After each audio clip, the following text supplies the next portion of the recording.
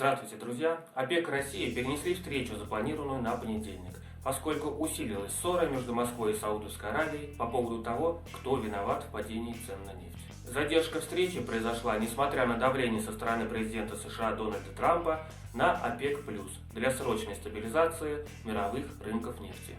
ОПЕК+ работает над беспрецедентным ограничением добычи нефти, равным примерно 10% мировых поставок или 10 миллионам баррелей в день, что, как ожидают государства-члены, будет глобальным усилием.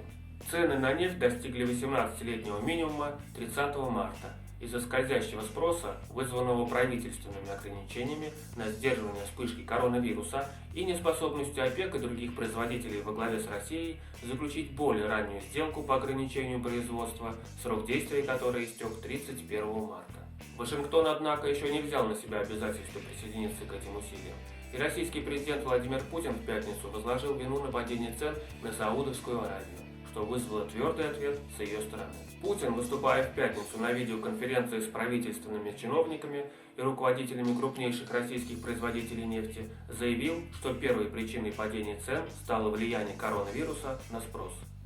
Вторая причина обвала цен – это отказ наших партнеров из Саудовской Аравии от сделки с ОПЕК+, увеличение их добычи и одновременно вышедшая информация о готовности наших партнеров даже предоставить скидку на нефть, сказал Владимир Путин.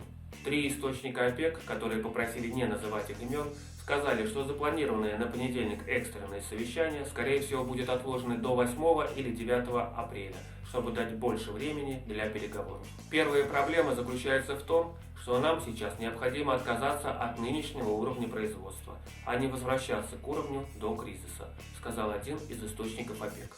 Второй вопрос – американцы. Они должны сыграть свою роль. В пятницу Международное энергетическое агентство предупредило, что сокращение в 10 миллионов баррелей в сутки будет недостаточно, чтобы противостоять огромному падению спроса на нефть. Даже при таком сокращении запасы вырастут на 15 миллионов баррелей в сутки во втором квартале. А теперь подпишись на канал, здесь говорят правду.